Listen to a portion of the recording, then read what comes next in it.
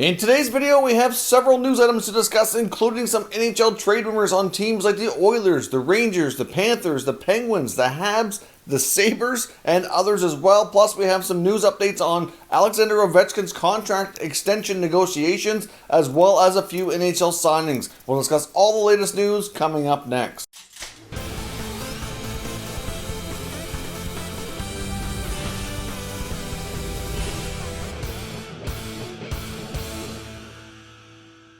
So welcome back to another video here at Top Shelf Hockey. As I mentioned, we have a lot to cover today, so let's dive right in. We have a few quick tidbits of news to jump into before the trade rumors are discussed. First up, the Flyers have made a signing. They've signed left winger Nick Aube-Kubel to a 2-year contract extension, just over $1 million.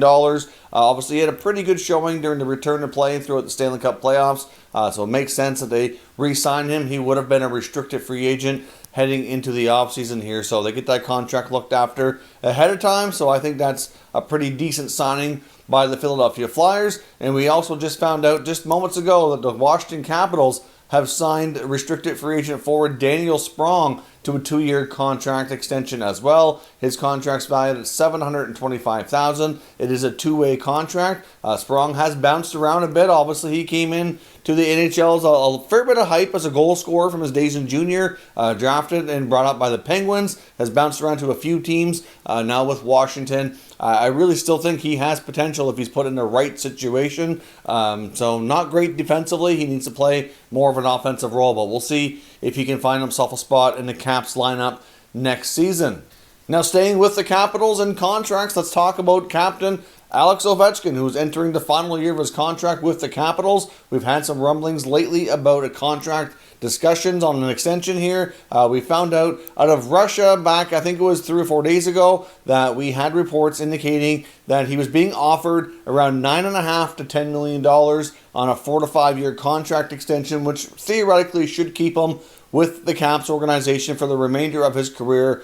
He can retire a member of the Capitals and go down as their greatest player of all time for sure. One of the greatest, if not the greatest goal scorer of all time. Definitely the greatest goal scorer of his current generation for sure. Now, in this case, though, we do have updates on what he's actually looking for, and it seems like they might be quite a far ways apart on an extension. Now, of course, there's no real rush here. He's only eligible to get the contract signed once the official offseason kicks in here in October, which is not far away. So negotiations and discussions can certainly be taking place there now. And obviously they have him under contract for next year. So there's plenty of time. No need to panic if you're a Washington fan. But it's now being reported out of Russia that he's looking for Connor McDavid money in the $12 million range. So that is going to be a tough pill to swallow for Washington. Not to say that he's not worth it. He's still playing at an extremely high level.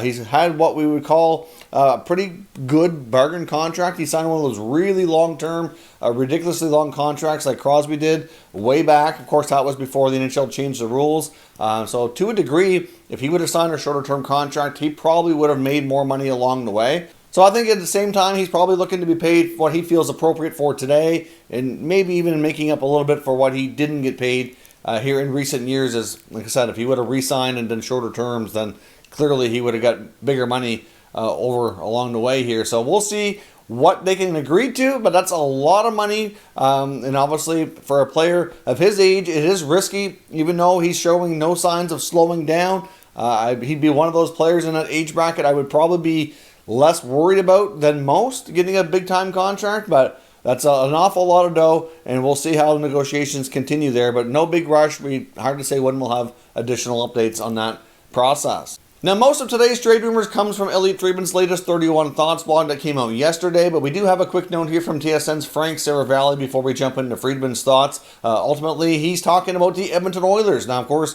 the Oilers have been linked to some big-time trade talk here as of late. They're apparently very interested in Darcy Kuemper. We've had rumors about Matt Murray. Either way, safe to say they're definitely shopping for a goaltender. We've also heard rumors about the fact that they're interested in Oliver Ekman-Larsson out of Arizona too. So they're clearly interested in making multiple moves, some potential big moves, and obviously there's going to have to be some money going out to have any chance at making this happen. They don't have a ton of cap space, and they have some of their own players to look after here as well if they want to keep them around. So clearly here with the Oilers, the talk here from Saravalli is that they're shopping actively Andreas Athanasiou, which is not a huge surprise. They Brought him in from Detroit. Of course, Ken Holland knows him quite well from their days with the Red Wings organization. They gave up a couple of draft picks to make that happen. He didn't really work out the best. He's a former 30-goal guy. He's got terrific speed, one of the fastest skaters in the NHL. But he's going to be due a $3 million qualifying offer in the not-too-distant future here when that is due for restricted free agents.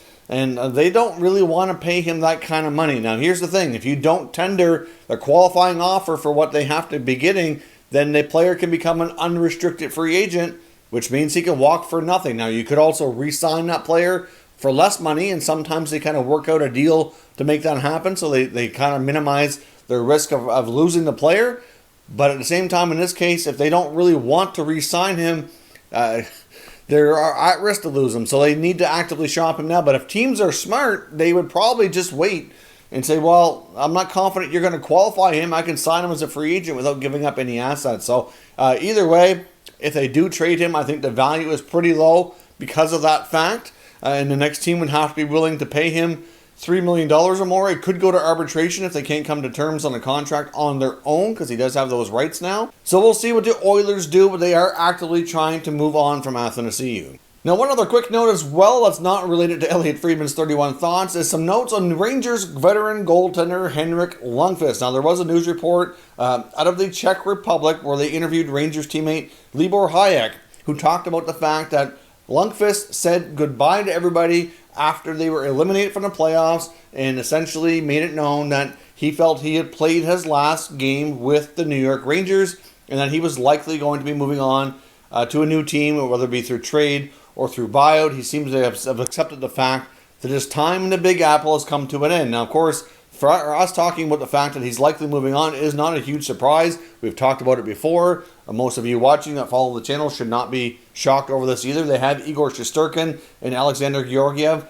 who are both more than capable of handling goaltending duties next year. They could be a much younger, much more cost-effective goaltending tandem, at least for a few years until their due raises. But for right now, Henrik Lundqvist has a cap hit of $8.5 million. So you got to ask yourself, can they trade him with that kind of cap hit? The answer is absolutely not. Could they trade him with a maximum 50% salary retention? I put that at maybe at best. And in some years, I would say the odds would be greater. But right now, it's a unique situation. The goalie market is flooded with UFA goaltenders that are pretty prominent, who you could probably sign for $4 or $5 million. So you don't have to give up any assets. And you had some other big-time goaltenders as well, that with a good resume at least, like a Matt Murray or Darcy Kuemper as prime examples, making that similar kind of money. Now, Murray's an RFA, but many feel he's probably around that $5, maybe $6 at most $1 million range, depending on the term. And obviously Kuemper's under $5, so clearly there's some great value there. So would somebody want an aging Lundqvist for 1 year at $4.25 million? Maybe, but there's not a lot of teams out there that really are going to take that on. Now, the other thing here that complicates things is that Hank has a full no-move clause. So even if there's a team out there who are willing to take that on, he would have to approve the trade. Now, he obviously would want to control his destiny and have most say over where he goes. Would he do that? I don't. There's a lot of teams he probably wouldn't go to. So it's going to complicate things from that perspective as well. And it's pretty much going to leave the Rangers no choice, I don't think at least. We'll see about a buyout. Now, of course, if they buy him out, they do get a bunch of cap relief this year, and they will have a little bit of cap dead space next year. But it's probably their only course of action here, unless a team ponies up and willing to take him on, maybe with a sweetener, but Hank has to approve that deal. So is he going to want to go to a team that has enough cap space to make that happen, that's rebuilding, like a Detroit or an Ottawa or one of those teams that are looking for a goaltender? I don't think so. So if Henrik Lundqvist is bought out, I'm not really sure what the market's going to be for him. Obviously, though, he could sign a significantly cheaper contract. He'd be still getting a chunk of his money from what he's owed for the coming year by the Rangers. So taking a $1 to $2 million contract wouldn't be all that much of a financial hit on his pocketbook. Or he may opt to retire, play in Europe. There was some talk about him maybe finishing things out over in Sweden. I don't know, but I think he probably still wants to chase a Stanley Cup. But are there many teams out there that are close to being cup contenders or legitimate cup contenders that would want him on as a backup? I really don't know the answer to that as of right now. I wouldn't think there'd be a whole lot of options in that regard. So we'll see what happens, but it's pretty much confirmed. I would think that either Lundqvist has either accepted this fact, he knows it, smart enough to see it coming, or maybe the Rangers have already talked to him that once the offseason officially hits, he's going to be bought out if he can't find a trade and moved on, and his time with the Rangers is over. Now, speaking of players' time up with their existing franchises, the Minnesota Wild have finally confirmed what we have already believed, that Captain Mikko Koivu will not be re-signing with the team. They have an announcement from Bill Guerin released through the Minnesota Wild social media platforms indicating that they finally confirmed that. So it's not clear if Koivu wants to continue playing. There had been some whispers about potential retirement last year, that it could be his last year. But you know what? We don't know that for sure. And I would think that there would be interest for him. Obviously, for the role he was given in Minnesota, he was certainly underwhelming. I think he was getting to that age that it didn't make sense for them to carry on. But if he wants to accept a bottom six role on a cheaper contract, you look around some teams who could use a veteran guy who's very defensively aware and responsible. Face-offs can be decent, like that type of thing. If he wants to take that lower role for a chance to win, I think there would be interest. Obviously, money's going to talk in that regard, but I would think it'd have to be, maybe like a $1 million contract, something to that effect. I don't think he'd be able to get a whole lot more than that, but I think there will be options for him should he decide he wants to continue playing. Now jumping into the Elliot Friedman 31 Thoughts content. Now we did kind of touch on a few things yesterday, but one thing I found very interesting that we have talked about a little bit before as well involves Marc-Andre Fleury. Now he does talk about the fact that he could see a reunion of Fleury with the Pittsburgh Penguins. Now, of course, they're highly likely to trade Matt Murray, which leaves Tristan Jarry as being the starting goaltender. Of course, out of the two goalies, Matt Murray's at a couple Stanley Cups is going to prove to be more expensive to sign. Jarry was the better goaltender last year, but certainly still relatively inexperienced when it comes to the big games in the playoffs and that kind of thing. So if they do go down the road of having Murray move on and Jarry take over, they do have Casey DeSmith, who's signed and has been their top minor league goaltender, who could be the backup. But they very well could opt to have more experience back there, and that might not be a bad move for Rutherford to do for the Penguins, considering, like I said, Jarry doesn't have a ton of big game experience. To have a veteran guy who can kind of mentor him on a shorter term deal might be better than having Casey DeSmith. If Marc-Andre Fleury is bought out by Vegas, that's the only way that's going to happen. The Penguins are not going to be able to trade with Vegas to take Fleury back. He's got 2 years left at $7 million. There's just no way they could afford that kind of cap hit. And I'm looking around the NHL, I don't know that there'd be many teams either. Now, the problem is with the buyout would get very expensive for Vegas. They're going to have to pay him 2/3 of his money, and it's only going to count over 4 years instead of 2. So, yes, they're going to save some cap space for the next 2 years, but then they're going to have 2 years added on with some dead cap space, but that might be far enough down the road that they may not care. Obviously, they're in win-now mode. They were once again close to a Stanley Cup, and they're going to want to continue pushing for that to try to get one here in the near future. So maybe they're less worried about that dead cap space in 3 and 4 years down the road, with the hopes that maybe the cap will have gone up a bit by then to offset. So we'll see what happens. But again, Friedman believes that a reunion in Pittsburgh is not out of the question, but it would have to be as a free agent if the buyout happens, like many of us expect it will. Now, he also goes on to talk about the Montreal Canadiens, and he talks about how GM Marc Bergevin has been very busy having many conversations, and one of the conversations he goes on to talk about in this blog is around center Philip Danault. Now, he has comments from other NHL executives and general managers who said even though there are conversations happening about the really strong two-way center, it doesn't get the feeling that he really wants to do the deal. Now, obviously, reports came out that Danault was unhappy and that he was not happy with his role. There's also concern that he's entering the final year of his contract and that the subsequent contract that's going to come might prove to be too expensive for Montreal. They may want to pay him $6 to $7 million if he's going to have to play lower in their lineup, given the fact that Kotkaniemi and Suzuki have developed enough that they're ready to get more minutes and play somewhat ahead of him in the lineup.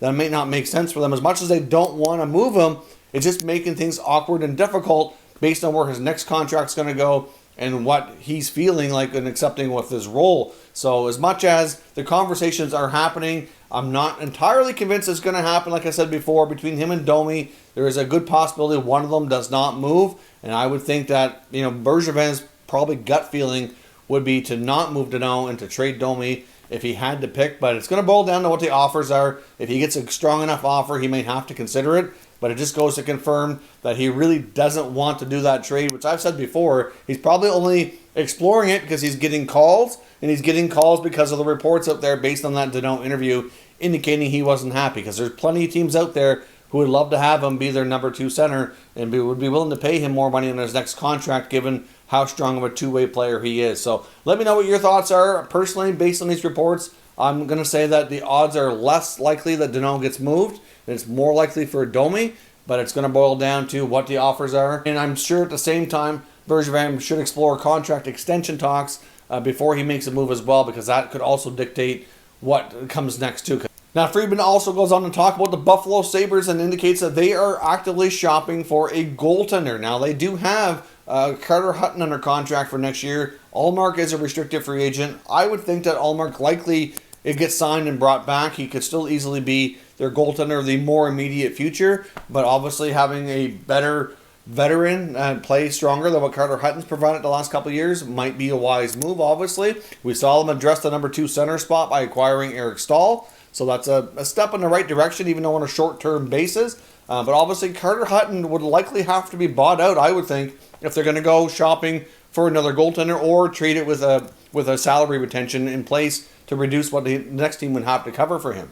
As we talked about, though, in the Buffalo Sabres offseason plan video a few days ago, they don't have a ton of players under contract for next year. They do have a lot of guys that are restricted free agents, so it's difficult to say exactly what they're going to have for trade currency. Now, of course, they're not going to move guys like Dylan Cousins, probably not Casey Middlestat either, so I'm not sure what they'd be looking to do. They're probably going to want to hold on to their first-round pick, but there was talk before that maybe they should consider trading that first-round pick since they didn't have great luck in the lottery. They're picking 8th overall. Maybe it would be wise to trade that if they can get an impact player to come back and help them immediately. So obviously, if they could do it for a starting goaltender, for example, the draft a number of years back, we saw the Canucks trade Corey Schneider for a first-round pick where they got Bo Horvat. Something to that effect could be something that we see at the draft when it comes to Buffalo. I'm not sure exactly who they would be going after. They've been linked to Matt Murray like many other teams have been as well. I've seen their name mentioned in a lot of the Darcy Kemper reports. I think a lot of it's just going to boil down to what's out there. Now, of course, they can explore free agency as well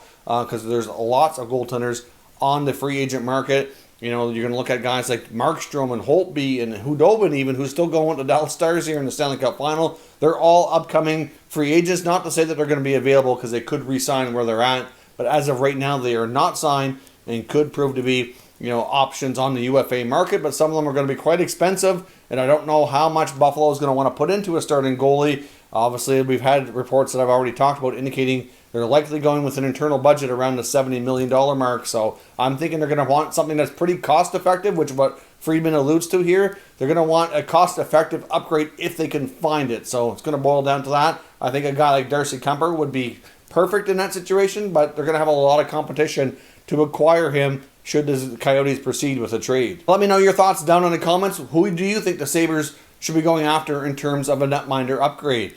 Now, lastly here, I want to talk about the Florida Panthers. There were several notes here on the Panthers from Elliot Friedman. Obviously, he goes on to talk about the fact that new general manager Bill Zito, of course, who was got a lot of his staff in place now, was recently interviewed, and he denied a report that indicated that the Panthers wanted to cut salary and kind of trim things down, go with more of an internal budget as well. But Friedman goes on to report that he fully expects that even if they don't shop them, that they're going to be getting calls on guys like Aaron Ekblad, Captain Alexander Barkov, and Jonathan Huberdeau. They're top guys, obviously. Not to say that they're going to trade him. He feels Barkov would be untouchable, but a guy like Huberdeau or Ekblad could possibly find himself on the move. A lot of that's going to depend on the right price. More than likely, though, he goes on to say that one of their more expensive blue liners would be their preferred trade targets to kind of bolster the forward group. Of course, Bill Zito worked in Columbus for a long time. Very familiar with starting goaltender Sergei Bobrovsky. Fully intends on giving him more of an opportunity, which he kind of has to do after signing that long-term